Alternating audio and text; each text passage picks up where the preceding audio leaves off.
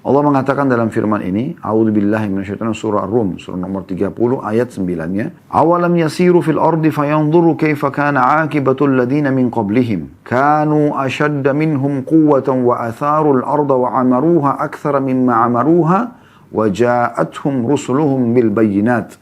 Wa kana Allahu liyadhlimahum walakin kanu anfusahum yadhlimun. Apakah mereka tidak mengadakan perjalanan di muka bumi dan memperhatikan bagaimana akibat yang diderita oleh orang-orang sebelum mereka yang kufur kepada Allah, yang tidak mau kembalikan permasalahan kepada Allah, tidak meyakini keberadaan Allah. Orang-orang itu adalah lebih kuat dari mereka dan telah mengelola bumi serta memakmurkannya lebih banyak daripada apa yang telah mereka makmurkan. Dan telah datang kepada mereka rasul-rasul mereka dengan membawa bukti-bukti yang nyata. Maka Allah sekali-kali tidak berlaku zalim kepada mereka. Akan tapi mereka lah yang berlaku zalim kepada diri mereka sendiri. Di ayat 10-nya Allah mengatakan, ثُمَّ كَانَ عَاقِبَةَ الَّذِينَ أَسَاءُوا السُّوءَ أَنْ كَذَّبُوا بِآيَاتِ اللَّهِ وَكَانُوا بِهَا يَسْتَهْزِئُونَ.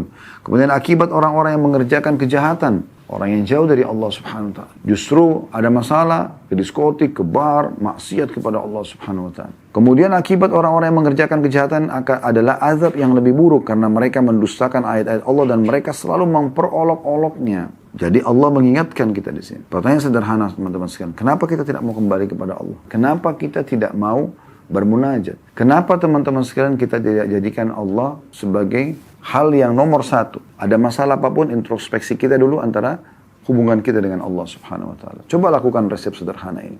Masalah apapun yang Bapak Ibu sedang hadapi, introspeksi diri, hubungan kita dengan Allah subhanahu wa ta'ala. Itu aja dulu. Ada apapun, siapapun yang mengganggu kita, langsung kita kembali kepada Allah bermunajat. Ya Allah, kalau seandainya ini karena dosa hambamu, maafkanlah. Kalau ini adalah aib hambamu, tutupilah. Kalau ini adalah cobaanmu, maka sabarkanlah. Kita minta kepada Allah subhanahu wa ta'ala. Lalu kita nikmati itu, prosesnya. Allah punya cara, teman-teman sekalian, memenangkan kita, memberikan dukungannya. Dan cara Allah sangat cantik. Kalau sudah Allah subhanahu wa ta'ala yang memberikan pertolongannya. Allah mau kita manja kok. Kenapa kita nggak manja kepadanya? Dan di saat Allah subhanahu wa ta'ala sedang memberikan cobaan kepada kita sehingga akhirnya kita kembali kepadanya, justru itu, tanda kutip, Allah sedang menginginkan kita kembali kepadanya. Mungkin kalau tidak ada cobaan tersebut, kita lalai dengan nikmat-nikmat yang ada. Maka Allah datangkan cobaan supaya kita lebih nikmat dalam berdoa, sujud, lebih coba ya, bermuhasabah, mungkin ada dosa saya ini, kita bertobat dan istighfar kepada Allah. Maka itu keselamatan buat kita sebenarnya. Oleh karena itu teman-teman sekalian, kembali kepada Allah subhanahu wa ta'ala. Ingat selalu bagaimana para sahabat Nabi kalau sendal mereka putus, mereka selalu memohon hanya kepada Allah subhanahu wa ta'ala. Haus minta kepada Allah, lapar minta kepada Allah. Semuanya diminta kepada Allah subhanahu wa ta'ala. Tidak ada yang tidak diminta kepada Allah subhanahu wa ta'ala.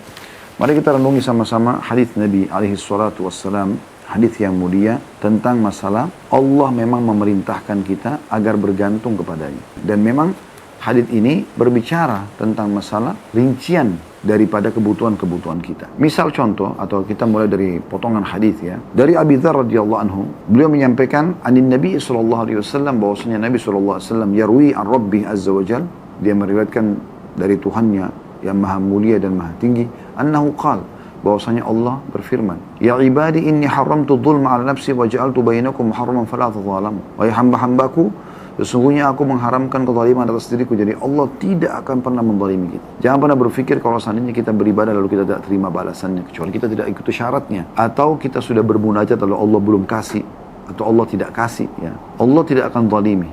Allah haramkan terhadap dirinya dan aku jadikan itu haram di antara kalian, maka jangan kalian saling menzalimi. Kemudian Allah rincikan lebih dalam.